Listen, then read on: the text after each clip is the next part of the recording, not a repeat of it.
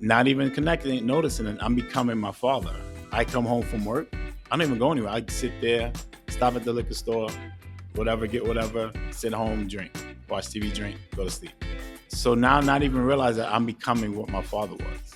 This Yeah. man I resented, this man I could not stand because of how we lived and everything. I was becoming him.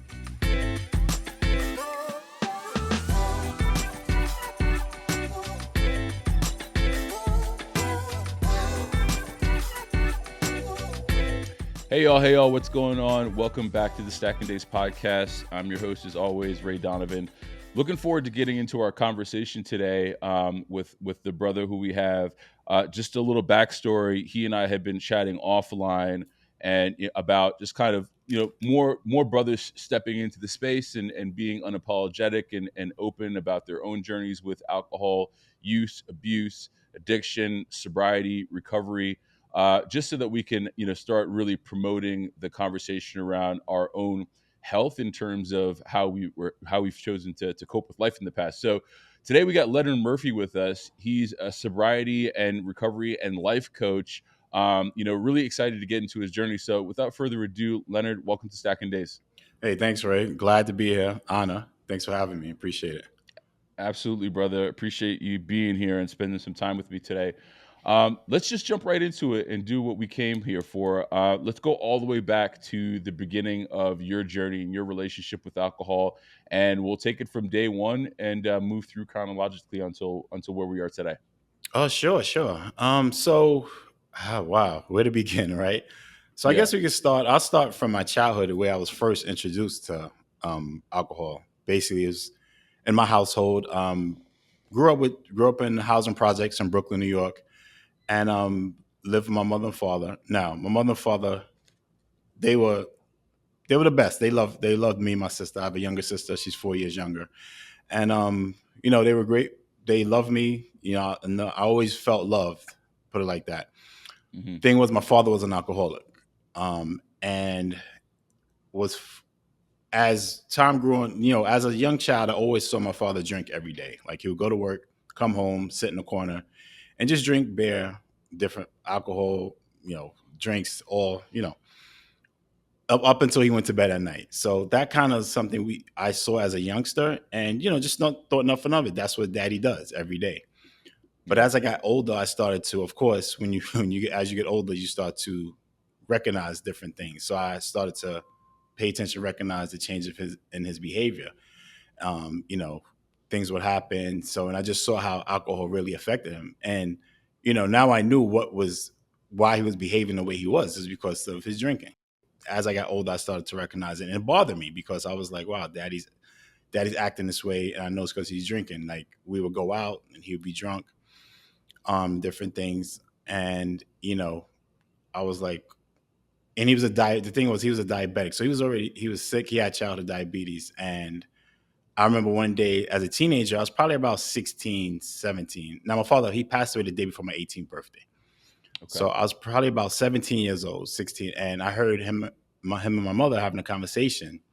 The doctor had told him he has to stop drinking, or he's is it's going to be the death of him. Hmm.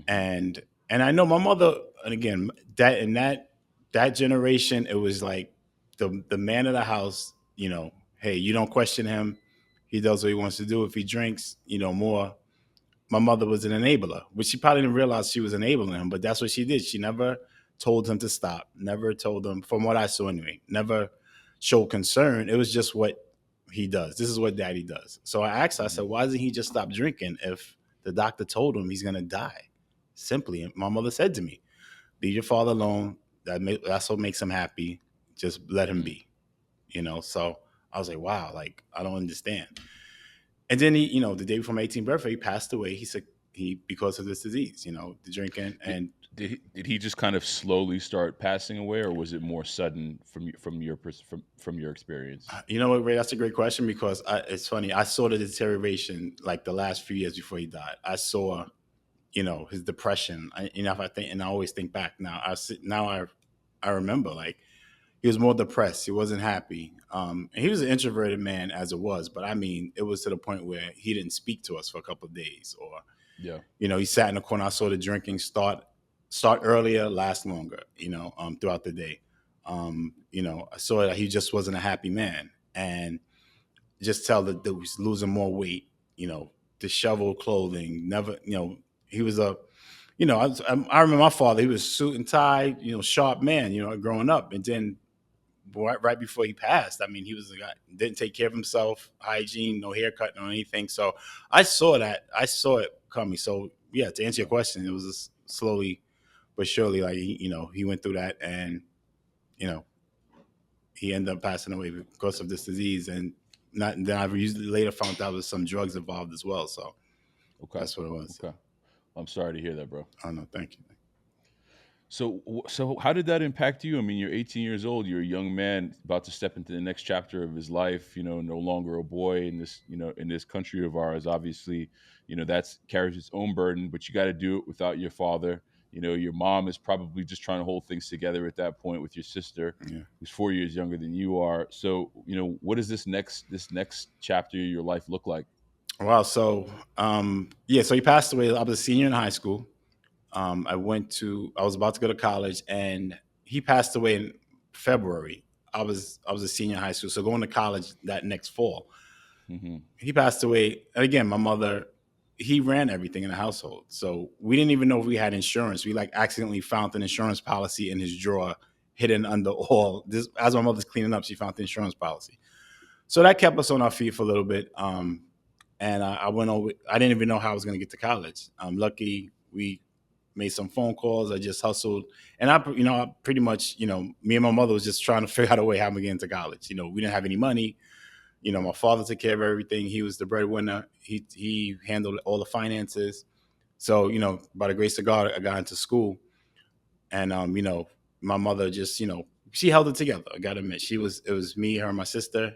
She had to go back to work, and she got us on that path. And I always knew at an early age. My mother always told me, after high school, you go to college. There's no there's no negotiation about that. You go into college. And she always stressed the importance of education, and Yeah. bringing a good life for yourself. And that Is your was is one your thing with her. are your folks of Caribbean descent? No, no, they're both from down No. south, South Okay. I Carolina, only both ask of them. because Yeah. I only ask because Brooklyn is got a heavy Oh yeah, big Caribbean time. community, Yeah, which is good. I mean, I think highlighting education is always the way to go. So right, sorry for definitely. interrupting you. So yeah, she was always stressing that. So got into school, and this is where, like, I started. I was, I got over the death of my father, and and I'm sure I'll get into this later in the conversation, but I had a strong resentment for my father, especially right before he passed away. Hmm. And as later in life, especially when I got sober, I kind of realized it. But I just wasn't happy with how we were living. We lived in the projects, and it's funny, they did not. My mother and father did not let me play with any of the children that lived in the projects. I had to go up the block to my cousins and play with them. Now they lived in better. They lived in a called a co-op, so it was an apartment building. Every middle class.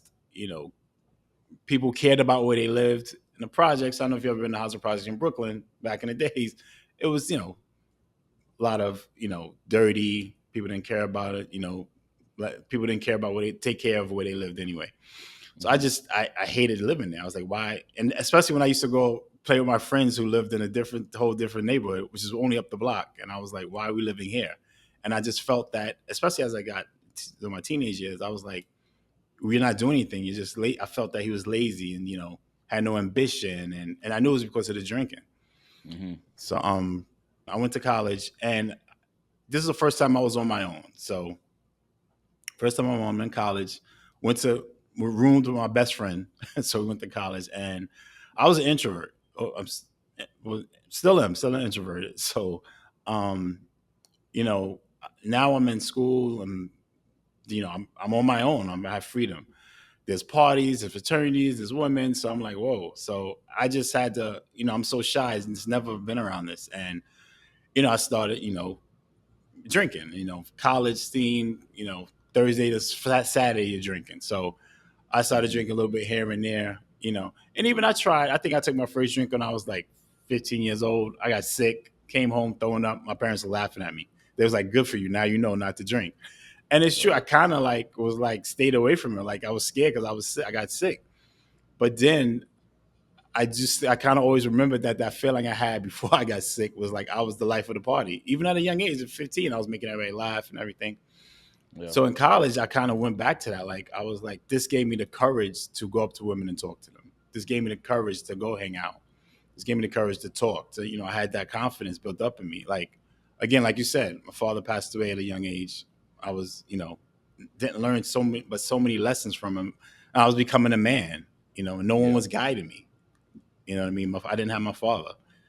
How So did how did you how did you balance in that, I mean, and thinking back on that time in your life, how did you balance this desire to feel a certain way in your new environment, knowing that the thing that was making you feel that way was in large part, a contributing factor to your father's passing, and also, as you said, your circumstance in life up until that point.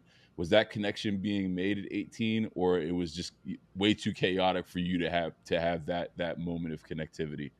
yeah, I really didn't. And it's not until I got sober or was on the way to getting sober that I really saw the connection. I was like, Yeah. this is what I want to do. And again, still was angry. I was just angry at my father. Some deep, like, I was just like, whatever. He's gone now. He didn't care. And about living. And I was just out there. I didn't see any connection. I was just out Yeah. there. This is my thing.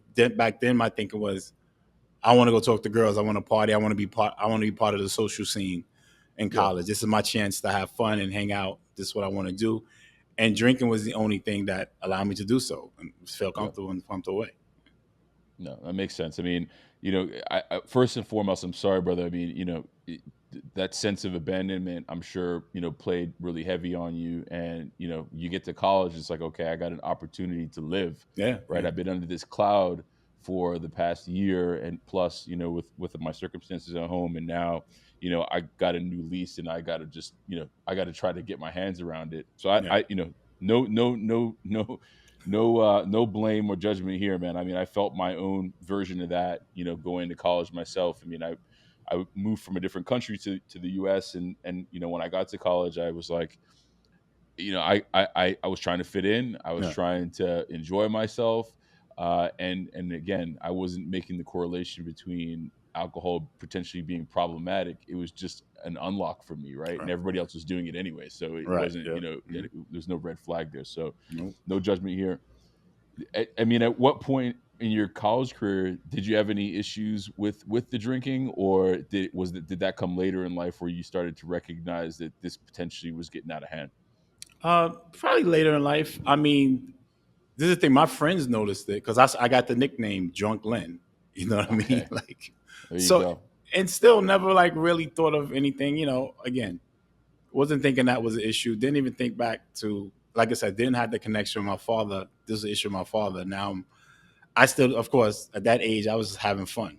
And I was, like I Yeah, said, I was the life of the party, making everybody laugh, talking to all the women, people would call me drunk Limb. I was like, so what? That was last night. You know what I mean? So now, and my grades were good. My grades were good. I mean, I had good grades. I got through school, joined the fraternity, everything was cool. I was still cool, but I did have that nickname Drunk Len, but to me, that was just like, hey, that's a different me. It's when I go party, I'm Drunk Len. When I'm not, so when I'm sober, I'm into my books and everything. So yeah, I really didn't bother me back then. I was just having a ball, just living. So, and again, that was my first time of freedom, and it didn't bother me. It didn't bother me back then.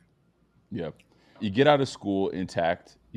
I don't know if drunk Len stayed at school and you graduated and moved on and took on a different persona. What does that next chapter of your life look like now? You're stepping back into the world, Mm-hmm. the real world. You're probably looking for a career. You're looking for a job. Um, and are you still in New York at this time, or Yeah, did you go still to in New York. school? Yeah, and college Okay, was in New York too. I was just in Long Island, New York, so it wasn't far okay, away. But I did stay got you, on campus, but it wasn't. It was still in New York.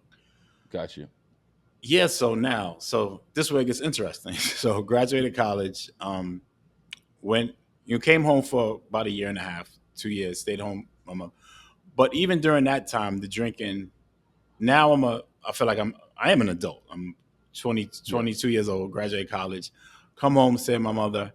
Um, I said, and it's funny, I never really drank in front of my mother, Hmm. but I was at that age where she knew I was drinking. I would go out and drink, and so it wasn't. I didn't have to hide it, but I just never did in front of her. So, the drinking started to get, of course, more and more. Now I'm out of school. I'm working, so I come home and I started. I would go out to a bar maybe, then before I came home. And then then after like a year and a half, 2 years, I think I stayed home. I moved out on my own. Now, now I could drink whenever I want because now my mother's not there. So where I didn't want to drink in front of her, now I could drink all the time. Yeah. So again, now not even connecting, noticing it, I'm becoming my father. I come home Hmm. from work. I don't even go anywhere. I sit there, stop at the liquor store, whatever, get whatever, sit home, drink, watch TV, drink, go to sleep. So now, not even realize that I'm becoming what my father was. This Yeah. man I resented. This man I could not stand because of how we lived and everything. I was becoming him.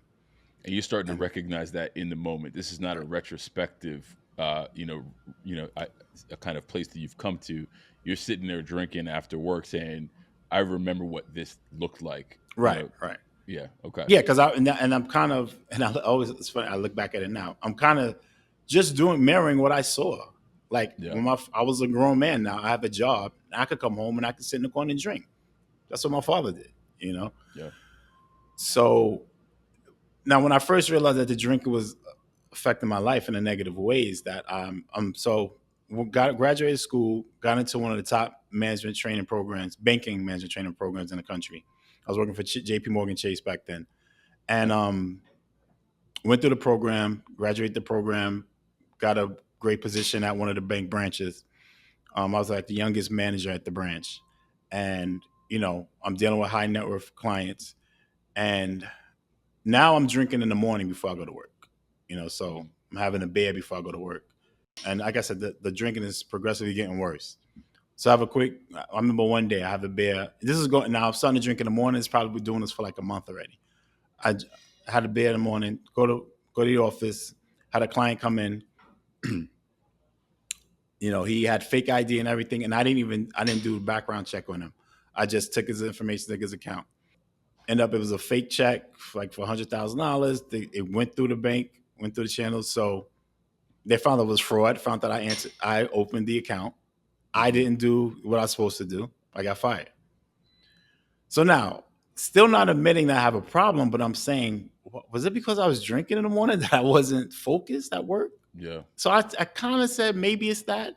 Then I was like, whatever. I mean, so made an excuse like, oh, well, it couldn't have been that. But I did in the back of my mind think, okay, maybe I shouldn't drink in the morning before I go to work.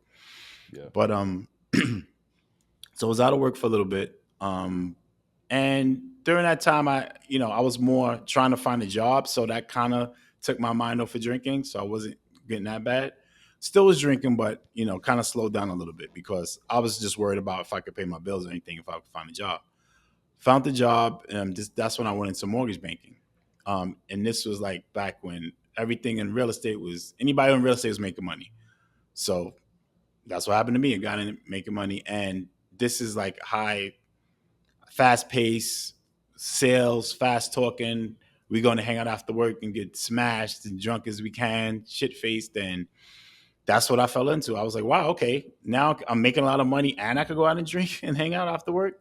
Right. I was I was all in, and that's when the problem it really started to get bad, and and even during that time, I met my wife, my ex-wife, during that time, and things were going good. But I was just the drinking was getting worse and worse. It was just progressing, and just started. That's when it started to really take effect. So at this point, you're in your mortgage. You're in the mortgage space. I'm sure your colleagues are all doing the same, Hmm. right? Yeah, People are quote unquote working hard, playing hard, yeah. right? Are you still drinking in the morning to kind of get yourself going, and then I don't know if it's a one of those kind of like liquid lunches that they talk about, and I'm sure after work, Oh yeah. how did you get to a realization that it was indeed a problem? Was it just the frequency that you were drinking, or the reasoning behind why you were drinking, or what started to kind of raise the flags for you Was it yourself? Was it maybe your wife at the time? What did that look like for you? Well, yeah. So definitely, liquid lunches was a big thing. So I didn't need to drink in the morning because I knew I was drinking at lunchtime anyway. We all went out. Right. We drank Okay. at lunch. Yeah. So and then, like I said, that went on for years. Really started when thing really started to recognize that okay, maybe this is an issue because things just started to happen. Bad things just started to happen in my life. You know, I ended up getting married. The woman of my dreams, still the most beautiful woman I've ever met.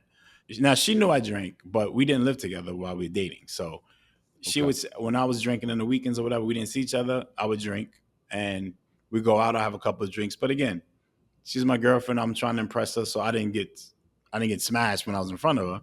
I didn't get that drunk. So I was drink, but she knew I drank, and and even to a point where she knew sometimes I drank a little too much. But she wasn't living with me. She wasn't there, experienced all of it. So to her, it was just like, oh, he drinks, whatever. But Yep. when we got married and we moved in together, and she saw it, she even noticed it, and it was like, I mean, we got married. We we had our first child right away. Our first child was born before our first year anniversary. We moved, bought a condo. So a lot of things were happening. So this was just giving me another reason to just numb the pain. So the drinking got were heavier and heavier and heavier. Where she started to notice it, and she was like, maybe you need to, take care of this. And I was, of course, I'm brushing off. There's no big deal, no problem. But then I was like, wow, my wife is noticing it. Then there's the point where I didn't want to come home. Like, so I'm leaving my wife at home with two little babies. Then we had our second child, excuse me. They're only 20 months apart. So Okay. we're like 2 years in, and we got two kids already. you know, That's a lot. a lot, yeah. And I don't want to come home now. Now I'm leaving work. I'm going to the bar. I'm coming home drunk, stumbling drunk at 2, 3 in the morning. My wife is crying in the morning, crying at night. Mm. And I'm just like, in the beginning, I'm like, whatever, whatever. You're just stressing me out. But then I started to feel, I was like, wow, I don't want to hurt her, but I don't want to stop drinking either. You know what I mean? Yeah. And then one thing also back to when she was pregnant, which really I got a DUI while she was pregnant. She was 8 months pregnant. I got a DUI. So I left With your second. with my second child, right? Okay. So she's pregnant, 8 months pregnant. I go out. I leave her at home, go out, hang out at night, get pulled over right up the block from my house, and my 8-month pregnant wife has to come to the courthouse to get me out. Yeah.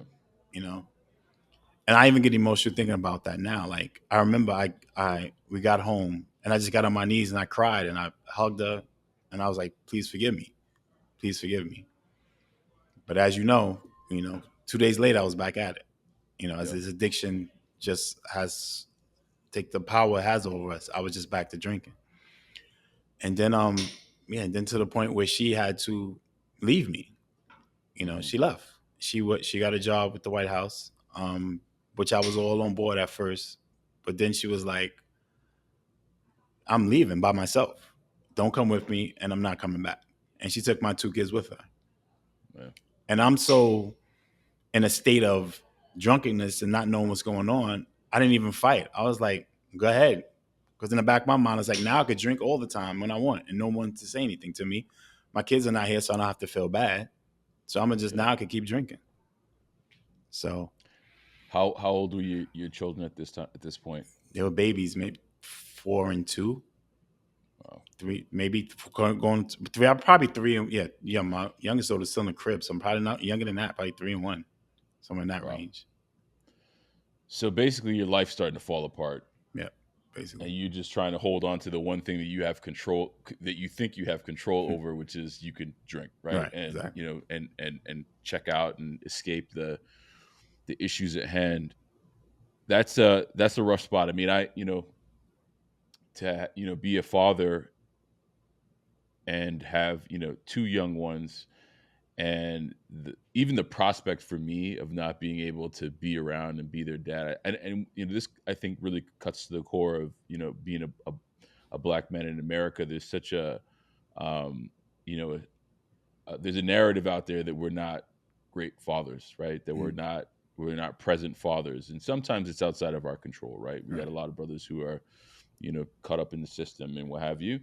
Uh, but the prospect of you losing your kids because of something that you did, that's painful, man. And I feel that, and I'm sorry, and I hope the story comes back around and they're part of your life now. But I can imagine how painful that was once you were able to check in on what actually was happening. yeah, You yeah. know, yeah. Um, so where we at now, man? Your wife is now in Washington D.C. with your kids. You are probably are still in New York, Yep, still in New York. um, and you're alone at this point. What's the next step in life look like for you? So yeah, so when she left, we had to end up selling the condo that we bought. I went to stay with my mother for a little bit. Then I was like, okay, I'm going back and forth to DC. We're going through a divorce. So now she filed the papers for divorce. And I remember I was still drinking heavy up to that time. And I remember the day I got the papers, I just went to the bar and I just blacked out. Right. Yeah, I got the divorce papers. But then something in me, I woke up and I was like, you know, I don't know if it was the anger of the papers or the point that I felt that she was trying to get me. I kind of was like, I got to get my life together. I got to get it together. So I was like, kind of stopped drinking for that point because I was going back and forth to court in DC because she filed papers in DC. So I had to actually go down there to go through the divorce proceeding. Excuse me. yep, So during that time, I'm not drinking. I've got my by this time I have my own place in Brooklyn, so my first place after getting divorced. So I'm going back and forth to DC, going through everything, and this time I'm doing okay. I'm not drinking. I have some months in. I'm going to AA. Started AA. okay, Discovered AA. So I'm going and I'm keeping a level head through the divorce. So I know what's going on.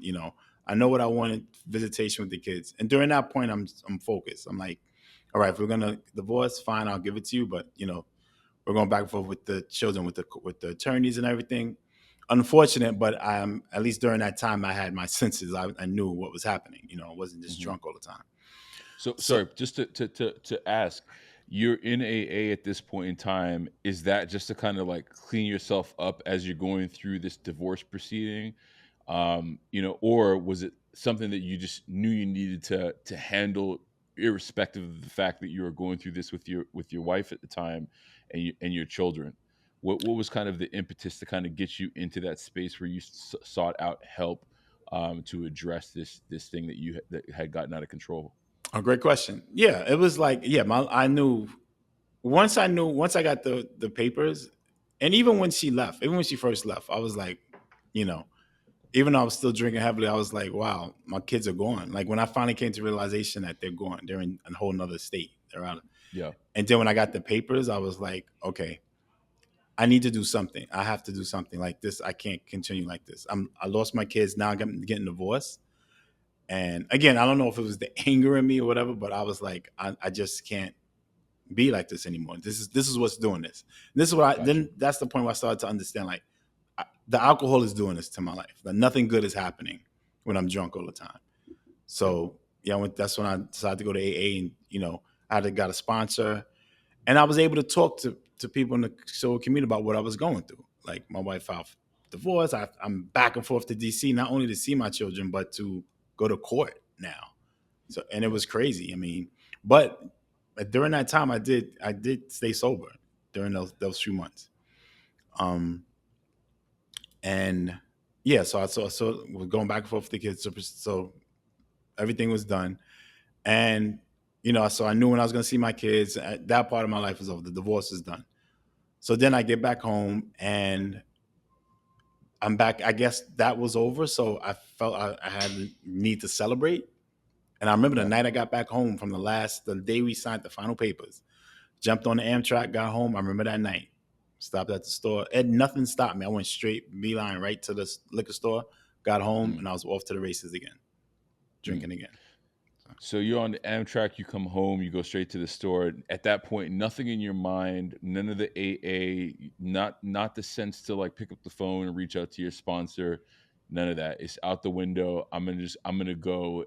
I mean, I know probably part of you was like, I'm going to celebrate, but you just All came right. through a pretty heavy, deal Right. in divorce, and you're like, okay, I don't have to travel back to DC Mm-hmm. anymore to go to Yep. court dates. I don't got to have these conversations with my, my now ex-wife anymore about the children. Everything's out in front of me. But at no point did you say to yourself, let me pause here and check in on my sobriety, check in on what I need right now. You're just like, I'm going to go for it. No, yeah, I like you said, that was my excuse to get back into drinking. Like, um, Hmm. that's all I was thinking about. Like, I'm I'm done with that part of my life. And I probably part of me is probably needed wanting to stay sober because so I could go through that proceeding, and Yeah. then at the end of it, celebrate and drink. So Yeah. yeah, to answer your question, no, I just didn't think about that. I didn't think of calling a sponsor. I didn't think of stopping and hey, you put in so much work for these last few months. Let's keep it going. And and I I give that to not really wanting to stop. I wasn't ready to stop then. You know, I may have said, let me get sober because I have to go to court and I have to wake up in the morning and everything, but I didn't really want to stop because the first thing I excuse I had to celebrate, I did. My divorce Yeah. is over. I'm divorced now. I got my visitation rights. Now I could drink. You know what I mean? So that's how that went. So you're right back to where you started. I've talked to a lot of folks, and oftentimes you end up drinking more than, Hmm. where you were, the last time around. Definitely. What did that next window of time look like for you before you got back to a place where you were reevaluating your relationship again? Wow, wow, Ray. It's crazy you bring that up because I was going to mention that. Like now, the relapses are getting so much darker and worse in my life. Like every Yeah. time I get sober and pick up a drink again, it's just 1,000 times worse. And I could feel it. The relapses are getting darker and darker. Like things are happening like I didn't even imagine it could happen. Like it's getting out of control. And you know, I know it's happened. I know it's gonna happen when I pick up the drink. Nothing's good is gonna happen, but like I said, the addiction had control over me. I would still pick up the drink, and like Mm. clockwork, something bad would happen a couple of Yeah. days, or a week, or 2 weeks after I relapsed. It was just Yeah. it was getting darker and darker at that point. Yeah, I mean, I can imagine, you don't have to go into the details for I think folks who are listening to this to understand, the darkness that comes with that, and then also, the shame, the guilt, the sense that you don't have the fortitude to really stick to like your plan, and Right. and start turning the page on life. How did you get to a point, or what was the final straw for you after spending a lot of time in in this dark place for you to say, I got to, now is the time that I got to do something different? Wow. So just to go, more years of that, like more years of drinking, more years, trying to get, relapsing, a couple months sober here, relapse again. I was, like I said, a chronic relapse. I just always relapse. That's a huge part of my story. Hmm. Um, but again, during one of those times where I was sober, I was going down to see the girls in DC all the time. Then me and my ex-wife started to open dialogue and start talking again. To the point where after a while going back down there, she had an opportunity to come back to New York, and me and her decided to give it another chance. Mm. So she came up to New York. We got back together. Ended up getting back together. um, she ended up she ends up getting pregnant. As she's coming back up to New York.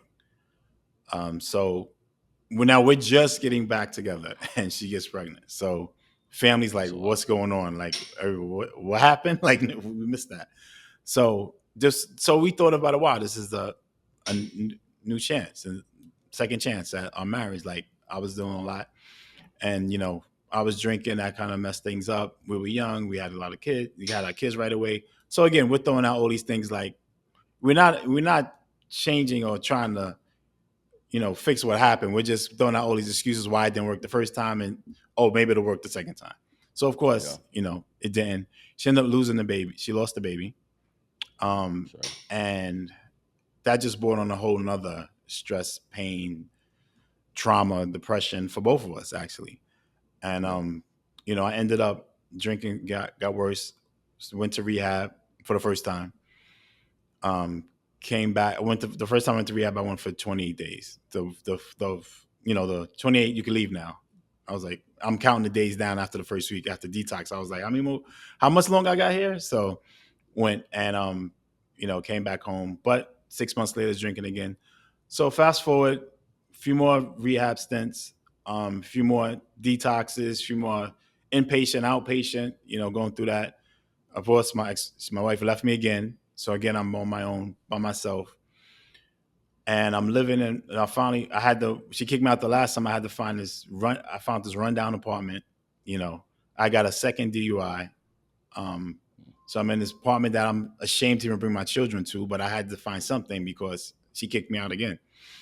And I'm going to court for the DUI. I had to get an ankle bracelet on my for like 4 months. So that was part of my second DUI.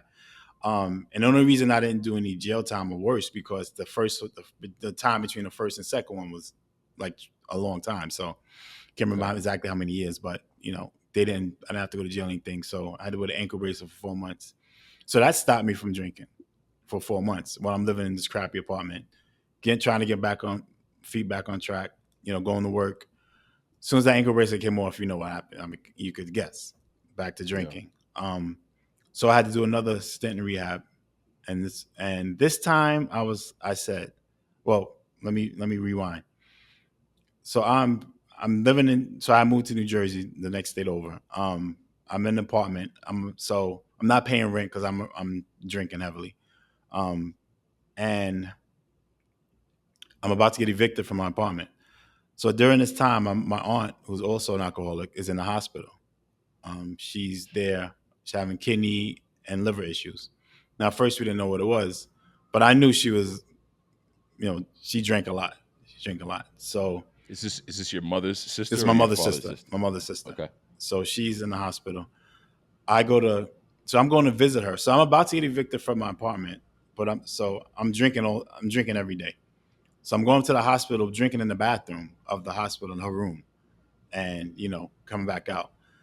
So the doctor comes up to me. He's like, "Does your aunt drink? Does your aunt drink a lot?" And I was like, "I know she drinks." So he put me to the side and he was just explaining to me like why her organs are, not functioning well, and it's serious. So and then my mother comes in and he's telling my mother. My mother's like, "Oh, she doesn't drink that much," and I'm like, now something in my head. I'm like, I went through this before. My mother's enabling my aunt now, and my father was the same way. But he doesn't drink a lot. He's fine. Leave him alone. And then something, I don't know what it was. God told him something was like, okay, I can't take this again. This is the same thing. Now it's my aunt. And my aunt, who was like a second mother to me. Yeah. So she, fast forward a couple of days later, she passes away. And it's because of the drinking. It was a liver shut down, kidney shut down, organs shut down because of the drinking. I'm sorry. At that point, I was like, I couldn't take it anymore. I was bawling, crying. Everybody's hugging me, consoling me. I went to my aunt and I kissed her. And I whispered in her ear. I said, her name is Georgia. I said, on Georgia, I'm never going to drink again. Hey guys, I hope you're enjoying the episode. If you are, we'd really love it if you could leave us a rating and a review on Apple Podcast or a rating on Spotify. And of course, please feel free to invite somebody into the conversation. If you feel like you have a story to share on the podcast, why not apply to be a guest? You can do so by completing the form on the podcast description or find it on stackingdays.com. That's stackndayS.com. But for now, let's jump back into the conversation. I didn't know, Ray, I didn't know what I was going to do to not drink again. I didn't know how I was going to do it, but I just knew at that point. Not only was I not going to drink again, I wasn't going to stop like before, but I was like, this time I'm going to do something, find something out to change my life, to get my life back on track, to live on purpose, to live abundant life, to be happy. Because I mean, it's been so many years where I wasn't living on purpose, and I just wasn't happy.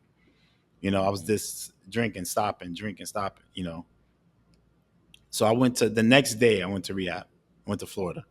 Didn't even go to a funeral. I went next morning. I was on a plane, and that was the point where I was like, no, that's it. I can't do this anymore. And I opened my heart. I prayed, and I said, God, whatever you have for me, whatever I need to do, I will do. And I'm not saying it to a sponsor. I'm not saying it to someone in AA. I'm not saying to someone in a sober community. I'm talking to God now. Like, whatever you need me to do, I am open. Just show me the way. Guide me, please. And I was on a plane and went to rehab. Man, As a rehab.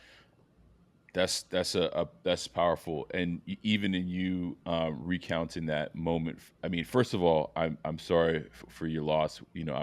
With your aunt Georgia, clearly she made an impact on your life, even in her passing. Maybe I mean, definitely. the largest impact that she's made on your life, right? And I could tell just in you kind of recounting that moment how impactful that was, and how that moment was different Yeah. than maybe the tens of dozens of moments that come before that.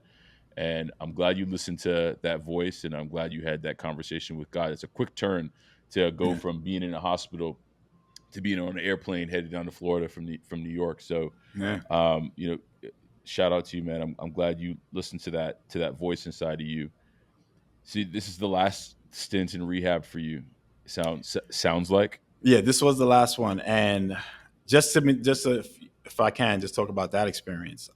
Yeah. Like I said, I went there. I was open, and this is March. My sobriety day is March 13th, 2020. So right before COVID hit, like the week All before it right. hit major, and which was another blessing that I was in rehab during right before COVID.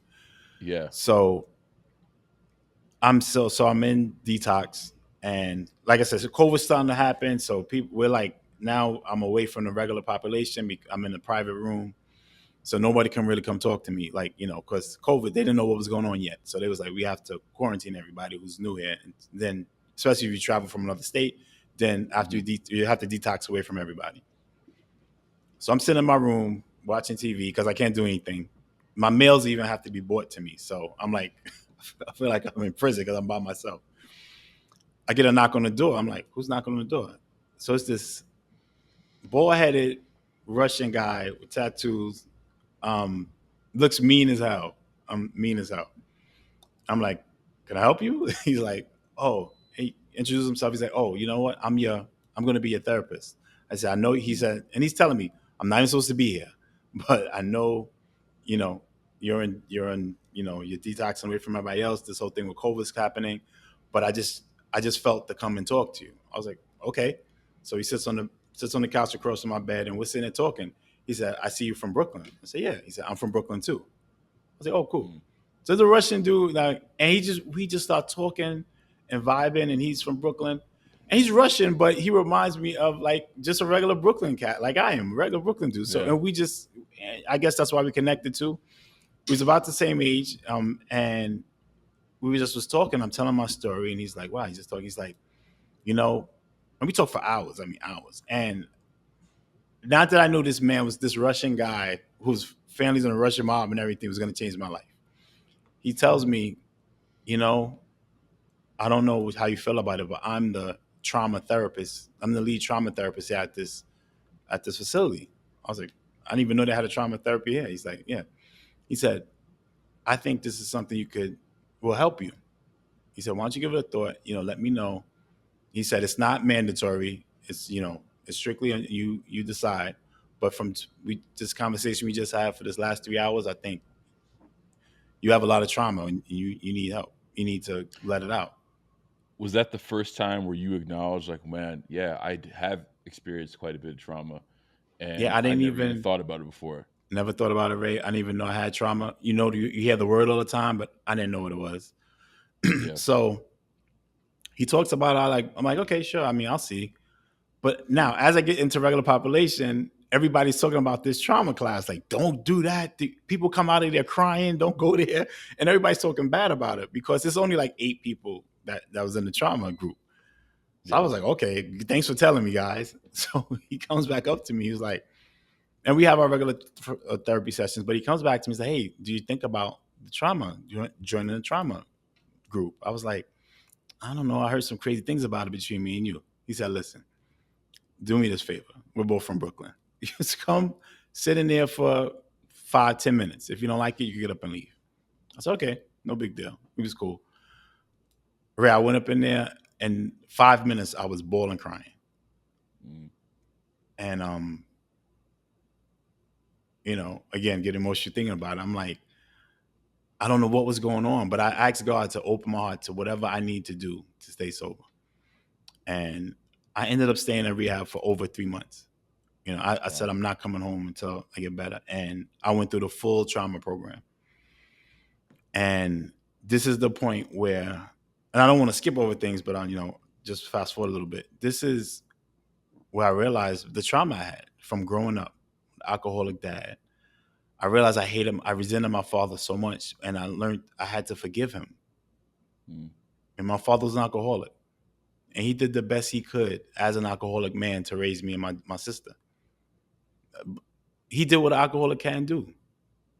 He Yeah. did the best he could, and I realized I resented him, but to the point, Ray, where I even turned into him. I became that man who wasn't focused on his children, wasn't, loved his children. And my father loved us, but he wasn't focused on us. He wasn't making a difference in our life. He was, finances all in disarray. He was disheveled. He didn't care about himself. He didn't take care of himself. I was becoming that man. And I had to forgive him. And I just learned a lot about me. And see, until we know, and through the trauma, I learned the why I drink. And until we Mm. know the why behind the problem, we can't come up with a strategy to change the behavior, of the Yeah. issue we have. And that's why I really learned, like, the why behind my drinking, the why. Yeah. Why I am I mean, the doing? why, yeah, I was going to say the why is such a powerful place. First of all, I remember the first time I tried to ask myself that question, it Yeah, took me a minute to yeah, really drill down. And I too, spent a significant amount of time in therapy in those early, in early sobriety, and I'm still in therapy today. But answering that question around the why gave me something to hold on to, right? yeah, It gave me definitely. it gave me something to ground myself in that I could work from. And I think until I was able to answer that question, there is a certain amount of you just feel a little bit lost All in right. in the journey, right? Um, I- when you talk about the why and you talk about your father in the same sentence, one of the questions that come to my mind is, did you ever ask yourself what maybe your father's why was? Because what I find in what you've probably, and even in your work, find a lot of this stuff is generational. It's passed down. Clearly, in your experience, it was passed, from your father Mhm. on to you. Clearly, it also existed on your mother's side. What were some of the things that maybe were unspoken that your father was dealing with? Because he sounds like he's been drinking for as long as you knew him, at least, right?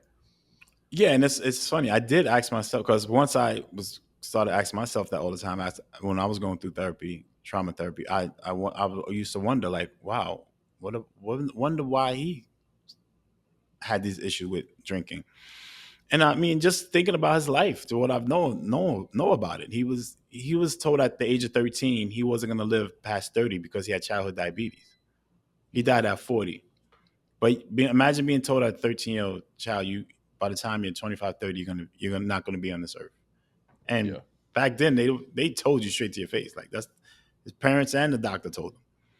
So imagine that, imagine again, he grew up in the projects. He had a tough life. Seven siblings. Um, family didn't come from a lot of money. Came from down south, moved up to New York, moved to the projects, Marcy projects, and he had a tough life too. Then, you know, between the taking a needle, he had to take a needle every day since he was 13 years old, take an insulin shot because of his diabetes. So he was sick. He didn't. He, I don't know if he knew if he wanted to live. If he had a lot to live for. You tell somebody they're gonna die in 15 years. You know, I mean, I can't even yeah. imagine that. Like, telling my child that, or me hearing that when I was 15. So, did he want to? What was his? He had no passion in life. What do he want to live for? I'm just trying to. Again, I can't. I'm not. Wasn't in his head, but I'm just trying to think of the things that probably was going through his mind. No, You I know? get it, man. I get it. And it's you said earlier, when you first were introduced to this concept of trauma, you didn't even know what it was. And I feel No. like for people of color, oftentimes trauma is so intimately ingrained into our lives that we're incapable of being able to see it. It's almost like a Right. fish in water, right? Like if you were to ask Exactly. a fish to identify the water that it swims through, it can't really compute and can't really, muster the understanding of what that would be.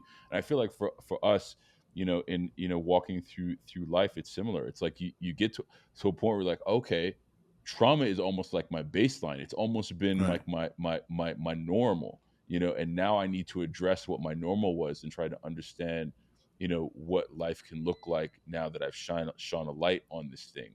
And unfortunately for your father, he was never able to do that. But his Right. life is filled with trauma. I mean, the dude's been, he was sick his entire life. I mean, that, coming, from a place where you're impoverished and having to deal with the financial pressures and, and all the rest of it. I mean, and anyways, I don't want to go, any further down that. I think it's important to highlight the fact that we deal with a lot of pressure, that I Right. think is unique to us culturally. Whether you're, a person of color in the United States, whether in my family is from Jamaica, we had Right. our own challenges and, in there. And, I think it's important to highlight. And I think that's one of the things that that kind of unifies us in a way where we can support each other on. So Definitely. I Definitely. appreciate you kind of recounting, your experience. Fast forward, you are now, a sobriety coach. You're a life Yeah. coach, and if I'm correct, you particularly help folks in early sobriety, which is like those are the most vulnerable, Yes. Yes. fragile, moments in someone's journey. As you know, considering the fact that you had been through so many relapses and so many Mhm. ups and downs in trying to pursue sobriety, what does your practice look like now that you are sitting on the other side of the desk trying to help folks who are trying to turn their lives around? Well, you saw the big smile came on my face right when you when you mentioned Yeah. that the fact. But yeah, I mean, yeah. So like I said, I got sober, and I was like, for my first thing was that, like I said, I not only wanted to get sober because I've done that before. I want to get sober and live. Like, Yep. what is my purpose now in life? This is a whole different thing. I dealt with my trauma. I just felt the passion to live again now. Like, back in the past, I got sober. My first thought was, okay, how can I just stay sober today? How can I not drink? Like, almost scared to even do anything, to walk out the house or to be around certain people or to talk or to have a certain emotional feeling because I always thought that was going to bring me back to the bottle. Now I was like, Yeah. no, we're gonna get back. We're gonna set some goals for myself, get passionate about life. I want to be happy, so and I think that early sobriety, like you said, that's when we're the most vulnerable. But that's the greatest time to like sit and take a deep breath and plan your life out. As soon as you get sober, like you come home, and I was in rehab, so of course I couldn't drink in rehab. But now I'm home. Yep. Now you have to start the work.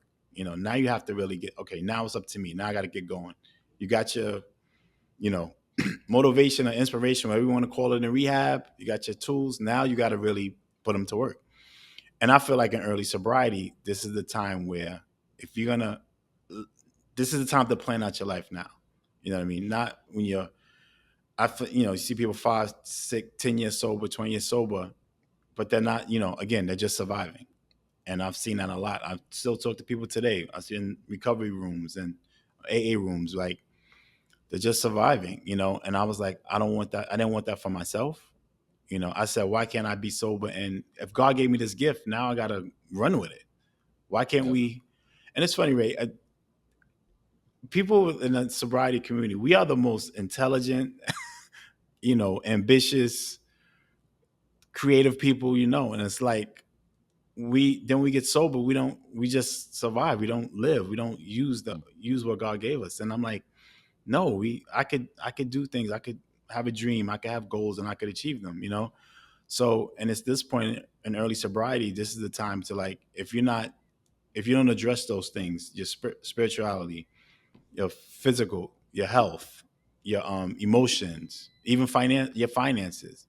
These are things, if you start addressing them, getting them back together, these things, that's what keeps you sober. You know what I mean? Not just worrying about, if I see a commercial about beer, am I going to go out and drink again? You have to take control back. And like I said, I deal with people in early sobriety, just help them reclaim their lives and rediscover their purpose. You know what I mean? That's what's important.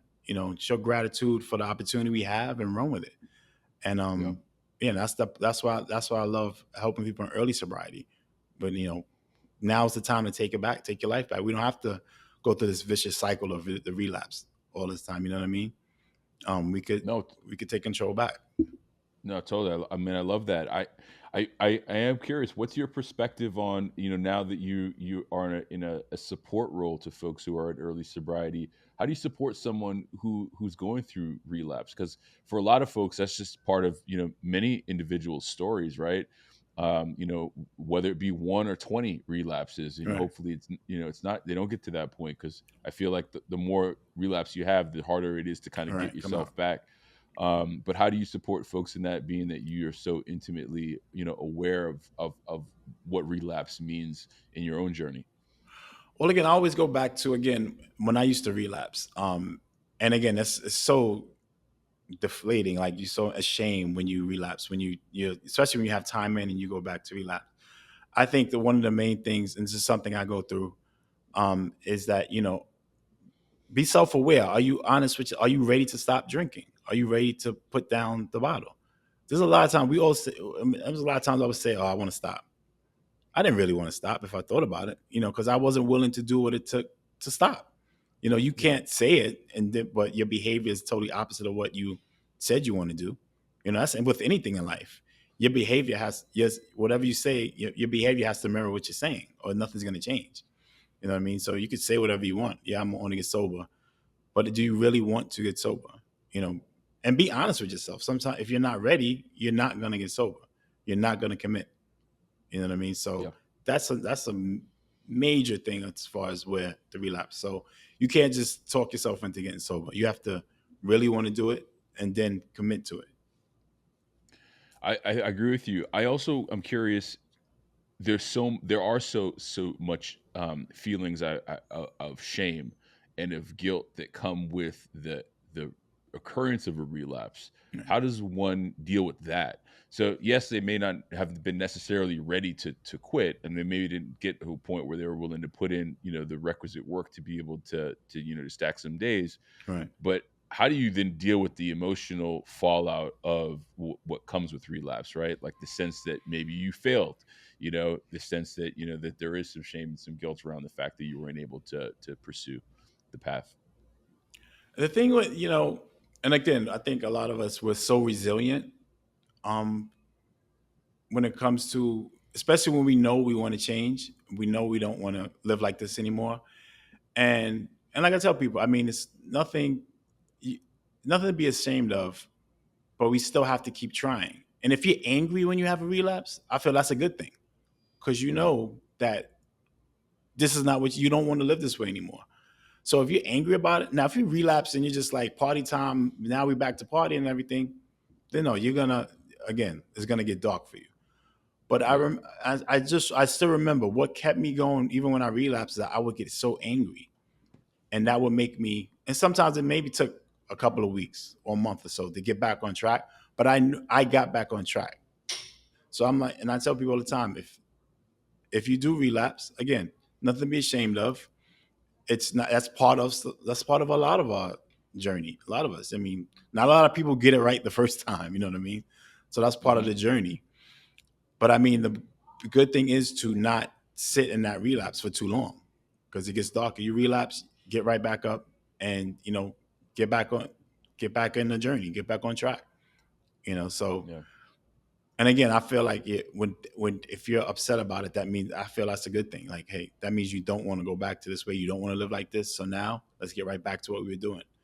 And it's about to keep trying. It'll come. It'll come. It's not. No one said it'll come the first time or even the fifth time, but it'll come if you keep fighting it. Yeah. I mean, relapse is not failure, right? It's just Exactly. a checkpoint, right? All right. What mechanisms do you use today? I mean, 4 years in, to your own sobriety, and then also mechanisms that you coach other folks to tap into to, promote their success. That's, I think that I feel like that's huge, right? We, Big for time. such a long time, for many of us, we've turned to alcohol as a mechanism to cope with life. Right. Right. So what do you turn into these days, and what do you coach other folks on? Well, I mean, one of the things I do, I'm what helps me stay sober is, having a schedule and doing things consistently, and it's all about, I mean, what makes me feel good, like prayer, meditation, I work out, I take care of my body now. I'm sure if you saw me 4 years ago, I was probably like 40 pounds heavier. You know, things that I know would keep my mind sharp and, bring joy to myself. So, and, I tell clients I coach, you'll get told a bunch of things that you have to do or you should do, but no, you just have to find what keeps you sober. And that was something you do every day. Now, I do a lot of I work out and things like this, but I don't work out every day. But one thing that I do every day for my sobriety is prayer. And I say a prayer in the morning and the night. I've said it every day for the last since the day I got sober, even when I was in rehab. And that covers, I feel that keeps me sober for the day. That one thing. If I don't do anything else for my sobriety, I do that. you know. And I said sometimes it could be one thing, it could be five things, but you have to do something every day for your sobriety. Something that when you do it in the first thing in the morning and you do it at night or throughout the day, that's gonna keep your mind off of alcohol, off of drugs, and that'll remove the desire to drink. You know, and Yeah. that one thing when I say that prayer in the morning, I just feel covered, and that's that one thing I do to not keep me sober throughout the day. That's one of the tools I use. And I tell everybody, tool different. It'll be tools will be different for everybody. You just have to find something for you, not what other people say you should do, not what other people tell you you need to do or you have to do to be sober. I don't think that I don't apply to that. I mean, you find what's going to keep you sober, something that you could do on a daily basis, and that I'm gonna do this every day for my sobriety, and that's what and it works. And I think you should keep doing it consistently, but do it consistently. Yeah, I consistency is huge, and I do. I'm. This podcast is pretty agnostic when it comes to like programs and what you should do, what you shouldn't do. At the end of the day, whatever you can do to help to support, your sobriety, I feel like Right. that's what you should be zeroing in on. In terms of finding the things that keep you sober.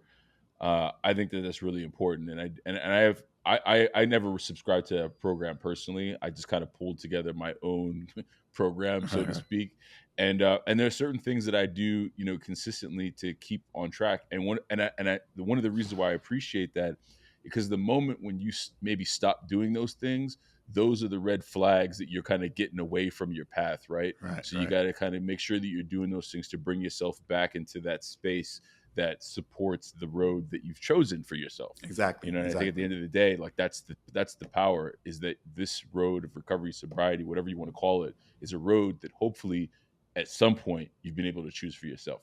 Right. Exactly. What does community look like in for you? I mean, we I feel like sobriety, is one of the and recovery is one of those things where oftentimes like community is a point where folks can really lean on to prop them up. Is that something that's part of your story in keeping you on your path? Is community a big piece? Oh, a huge piece. A huge piece. Yeah, and then these are people I've known since I started my recovery journey that I kept in touch with, and that seen me through the bad times, the good times, the bad times again. Then now being sober for this amount of time and doing what I'm doing. So these are people. I mean, and I think it's important that having community, especially sober community, is important on your journey to sobriety, and not.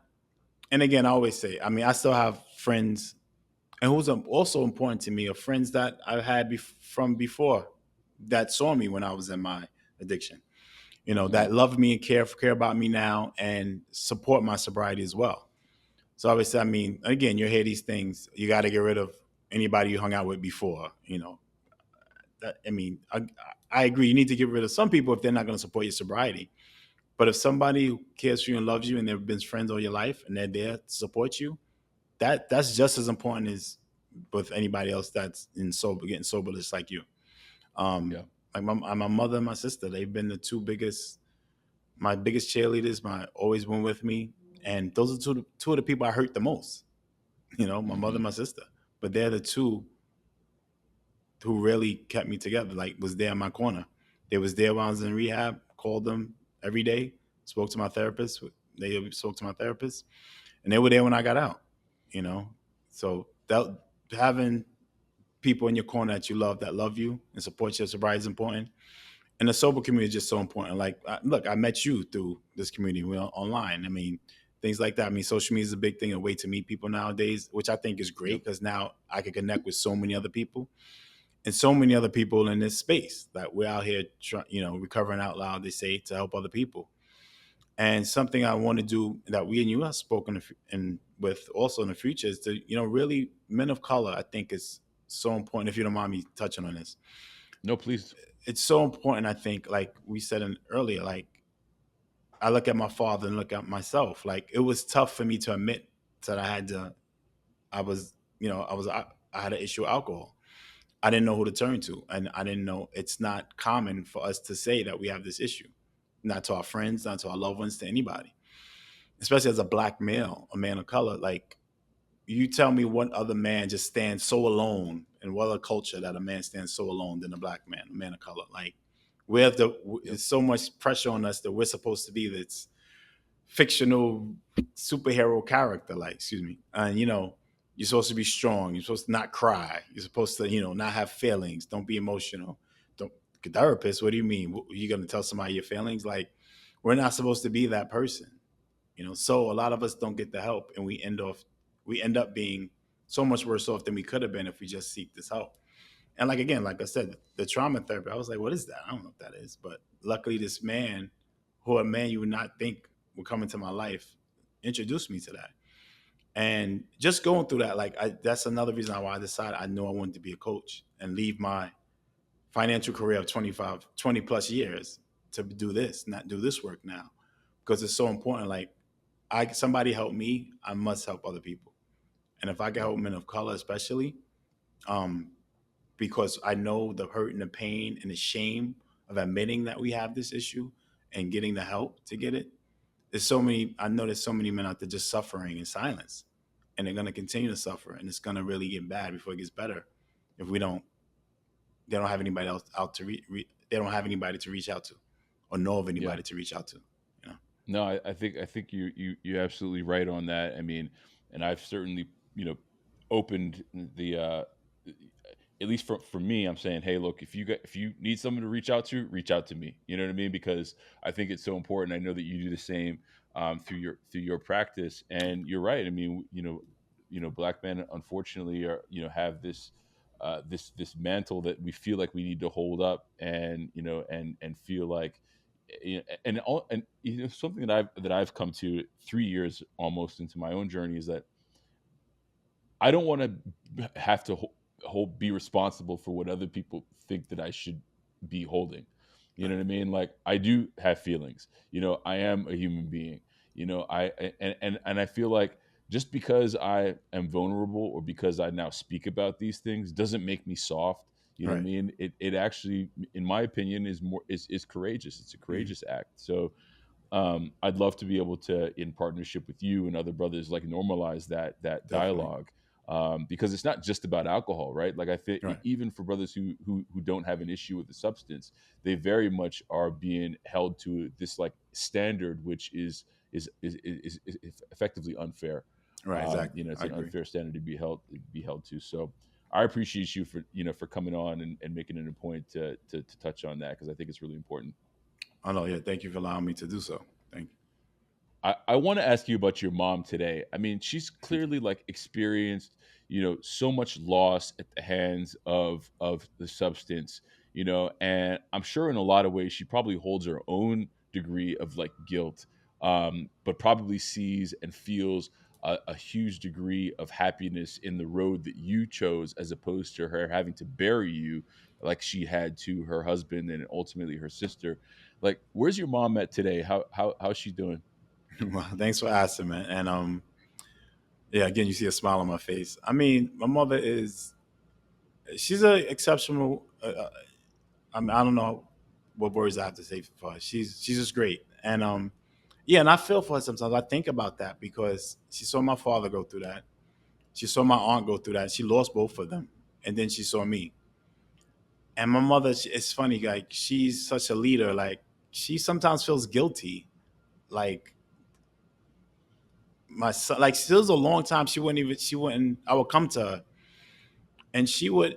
she wouldn't never say that I'm an alcoholic or that I had a problem with alcohol. She wouldn't just admit that to herself. Or even when I came to her and said, I think I do have a problem, she's like, no, you don't. She was trying to tell Mm, me just to make me feel better. Even though she didn't even know that was enabling, but just even to make me feel better, she was like, I don't think you do. But I think because of the person she is, the caring person she is, and the leader she is, when she sees people close to her hurting or going through stuff, she feels that what can I do? And if I'm not if they're not changing, is it on her? And she takes such a yes. burden because she's the oldest daughter of seven. The same thing. Her and my father had seven siblings. She's the oldest of seven. She sees it. Her mother passed away from the disease as well, so it runs rampant in my family on both sides. Wow. Then she saw her sister, her only sister, pass away, who was her best friend, and saw my father, and then me. And I got me. She always tells me how proud she is of me. So, and I'm just so happy that I could give her that I didn't have to be Yeah. another one who died. Yeah. I mean, I could imagine what that would have done to her, or end up in jail or somewhere else. You know what I mean? That I'm so happy that I'm still in her life. We're still in each other's lives, and she loves on me. She praises me. She's proud of me. All that. I'm her only son, so she loves me to death anyway. But yeah, just for she's like in a good. She's happy to see me now, but I know that a lot was a burden on her with my aunt and my father. But I think her seeing me, that puts her in a good state, a good space, and she's there to support me. So she's happy now, and she's still still a great mom, still being a great mom. That's all I can say That's about awesome. That's awesome, man. I mean, what an I mean, obviously an incredible gift that you've been able to like work towards for yourself, but what an incredible gift to be able to give your mom. A lot of folks, in our communities live their whole lives not being able to see something differently, it. Right, right. than they and feel and experience something different than what they know to be their experience, and that's something you've been able to give to your mom. So, I love that. I love hearing that. So I'm glad we were Thank, able to touch on that. So shout out yes, to your sir. mother for that, for Thanks. sticking in there for you. Last two questions, man. One, in your darkest days, how would someone have known that you were struggling if you didn't explicitly tell them that you were struggling?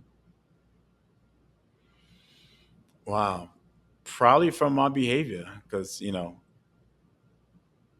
I'm sure people saw me, friends or people that saw my behavior. Um, but it's not like to, and I think I'm going where you're trying to go. I was quiet. I never told anyone what I was going through. They would have to experience it. Like if you didn't see me out on a drunk night, you would not know that what was going through, what I was going through. If you wasn't there in the house when I was stuck up in the house drinking for a month straight, every day, all day, you wouldn't know. You know. So yeah, during my darkest times, I wasn't telling anybody. I just kept it to Yeah, myself. It's something I suffering in silence. yeah suffer in silence. I didn't. I had no idea who to speak to. You know, and other than I didn't want to tell close friends, didn't want to tell family. Again, that shame, that what are they gonna think of me? Oh, an alcoholic. Like, oh, it's that stigma that comes with that. When I was in addiction, I just didn't want anybody to know about it. So I Yeah. hid, didn't answer phone calls. I was just like you said, suffering in silence, big time. Well, with that being said, for someone who's sitting there, for a brother who's maybe listen to this episode and they're saying to themselves, "I got a problem that I can't deny anymore, but I don't know necessarily what my first step could be." What would you suggest to that brother? Well, one, if they could admit that, I think they're on the right path. One, if you could admit that you have a problem and you want to get help, I think that's the first step, and I think that's a courageous step. And also, it's nothing. It's also you touched on it. It's more. It takes more courage to admit and to ask for help than to just not say anything. So I would say, go asking for help. We must ask for help. There's nothing wrong asking for help, because that's just gonna you'll see yourself grow and live a better life if you could get the help. I've gotten the help. Ray, you've gotten the help. We're examples. Um, and then the help could look different for everybody. I mean, I don't know if I don't know you personally. It could be therapy. It could be just reaching out to someone in the sober community. There are people out there, so if you listen, anybody who's listening to this and you need help, there's people like Ray and myself and other people you can reach out to. If you feel you feel more comfortable speaking to a therapist, believe me, this changed my life. Me speaking to a therapist, and me, I told you my story. I had no idea what I was getting into, but I spoke with another male, and he helped me change my life. And not only changed my life, because he changed my life, it changed my daughter's life, who I have a great relationship with now. I'm both in both their lives. If it wasn't for me doing that thing, becoming vulnerable, whatever you want to call it, if it wasn't for that, I wouldn't be in my daughter's lives. Well, my daughters are happy to say I'm their father today. I won't be friends with their mother, who all that we went through, she's one of my best friends today. And now we're raising our two daughters. I won't be able to have for my mother to be proud of me, and now to ease that pain of losing a husband and a sister. Now she sees her son who was going on that same path. Now he's back. He has his life together. So think about, before we suffer in silence and not tell anybody, think about what changes in our life we can make and how it could affect your other people in your life that you love if we make a change. And if we're courageous enough to get out there and, ask for the help.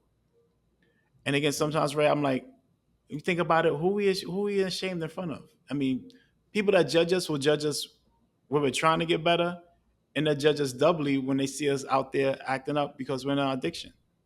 So maybe those are the people we don't need in our lives anyway.